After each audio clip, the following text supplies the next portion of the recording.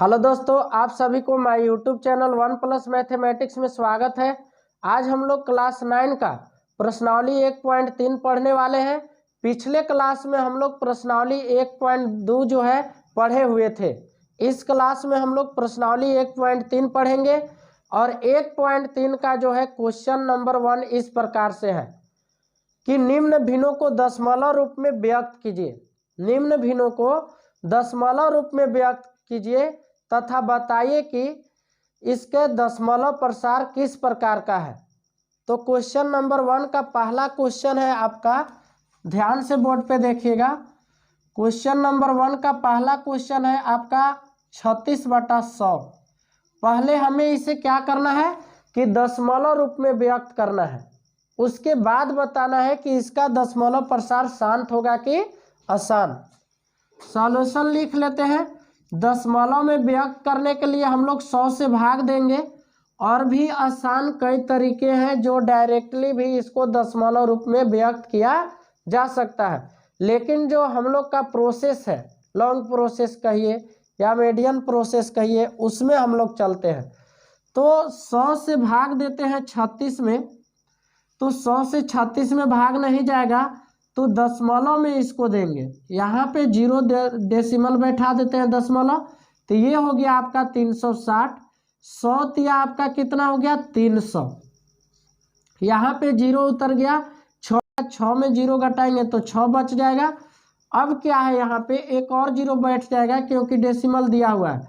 100 छक्का आपका कितना हो गया 600। ये पूरा डेसिमल में कट गया। तो जो भिन्न जो है दशमलव में भी पूरा पूरा विभाजित हो जाएगा, वह भिन्न का दशमलव प्रसार शांत होगा। वैसे भिन्न जो दशमलव में पूरा पूरा विभाजित हो जाए, वह भिन्न का दशमलव प्रसार शांत होगा। और जो भिन्न दशमलव में पूरा पूरा विभाजित नहीं होगा, वह भिन्न का दशमलव प्रसार अशांत होगा। लेकिन उसमें भी देखना है, यदि दशमलव प्रसार जो है बार बार एक ही आ रहा है, यानी अंकों की पुनरावृत्ति हो रहा है, तो उसको जो है उस भिन्न का जो दशमलव प्रसार होगा अनवसानी पुनरावृत्ति होगा। क्या होगा? अनवसानी पुनरावृत्ति। तो यहाँ पे देख रहे हैं क्योंकि ये दशमलव में भी पूरा तरह से विभाजित हो चुका है, तो इसका जो दशमलव रूप हुआ 36/100 का 0.36 हुआ, यानी कि इस भिन्न का दशमलव प्रसार आपका हो गया शांत। लेकिन वैसे भिन्न जिसका दशमलव प्रसार में जो है अंकों का रिपीटेशन हो, माने अंकों की पुनरावृत्ति हो, तो उस प्रकार के भिन्न के दशमलव प्रसार को अनवसानी पुनरावृत्ति कहते हैं। जैसे देखिएगा,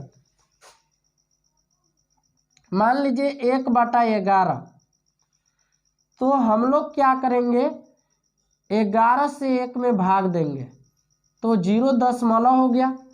यहाँ पे 0 दिए लेकिन 11 से 10 में नहीं जाएगा, तो इसके सपोर्ट के लिए एक और 0 दिए, तो यहाँ पे 100 हो गया। 11 9 99।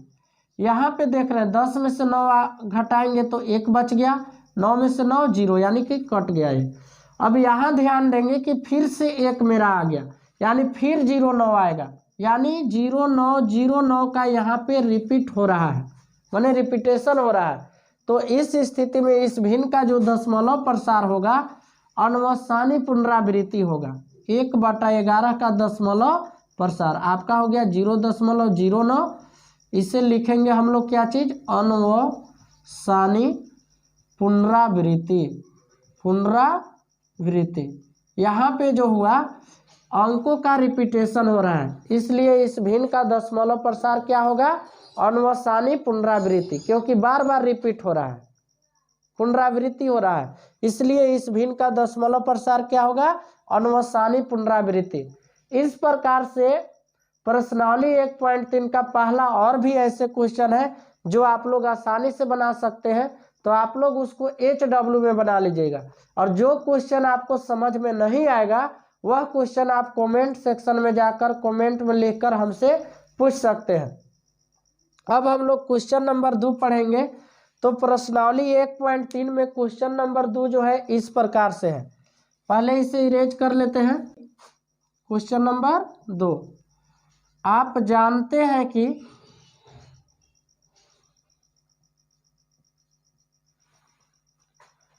1/7 बराबर 0.142857 142,857 होता है।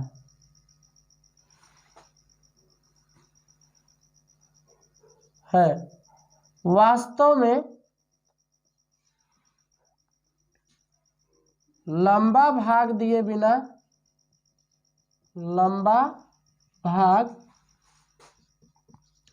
बिना क्या यह आप बता सकते हैं, क्या आप यह बता सकते हैं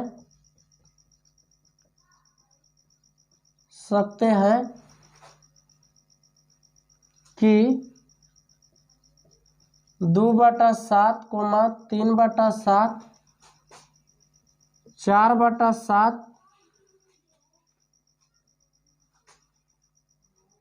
5/7, 6/7 के दशमलव प्रसार क्या है? के दशमलव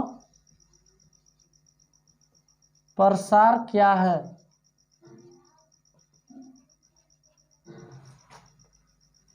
यदि हाँ तो कैसे?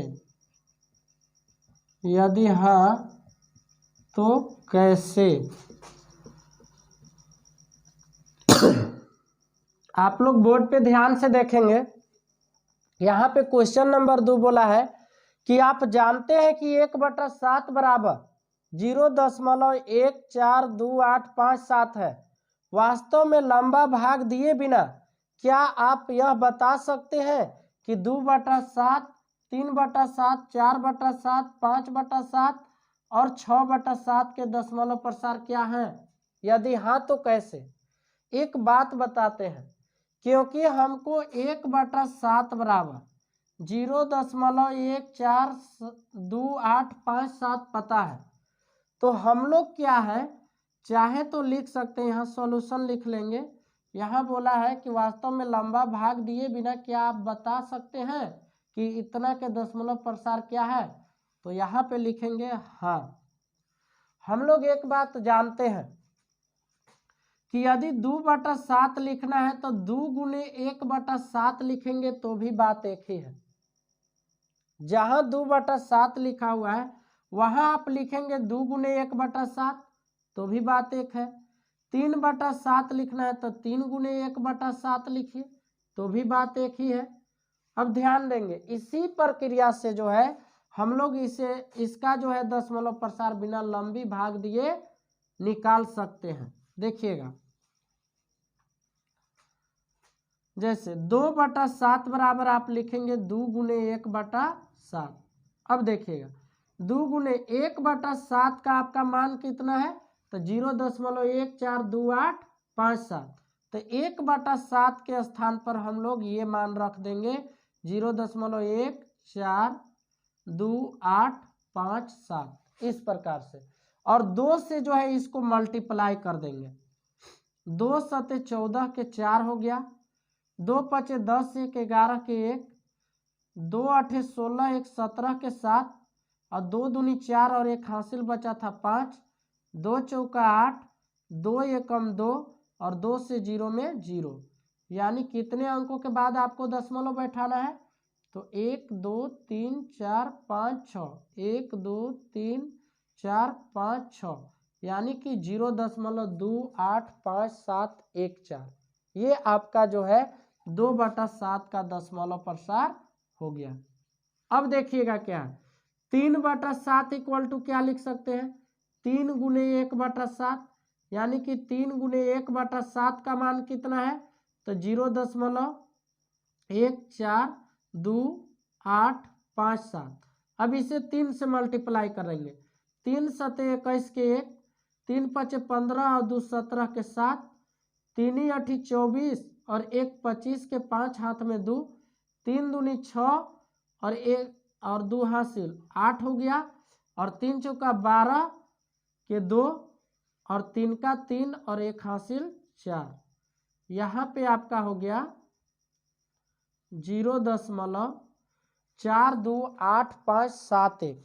तो इस प्रकार से है जो आप 4/7, 5/7 और 6/7 का भी मान आसानी से निकाल सकते हैं। तो ये जो है आप लोग HW में भी कर सकते हैं, तो इसे आप लोग HW में बना लीजिएगा। यदि नहीं समझ में आए तो कमेंट सेक्शन में जा कर के आप कमेंट कर सकते हैं। देखिएगा क्या है, 3 7 21 के 1, 3 5 15 2 17 के 7 हाथ में 1, 3 8 24 1 25 के 5 हाथ में 2, 3 दूनी 6 और 2 हासिल 8, 2 हासिल था तो 8 हो गया, 3 चौका 12 के 2 और 3 का 3 और 1 हासिल 4। तो 3/7 का दशमलव प्रसार ये हुआ।